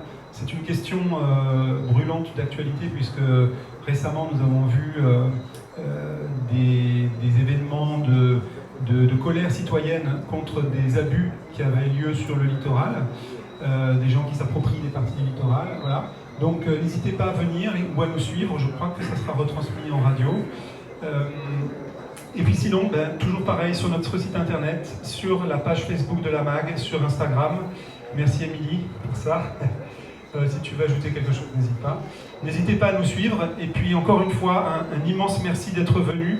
Parce qu'en repartant, vous allez aussi, à votre manière, en parlant avec vos proches, en échangeant avec vos amis, diffuser tout ce qui a été dit ce soir par Philippe. Et on espère aussi très bientôt pouvoir mettre en ligne cette magnifique conférence. Donc, merci encore une fois à Philippe Madec et merci à vous, cher public. Et bien, je déclare le pot de l'amitié ouvert. Voilà, c'est juste à côté ici.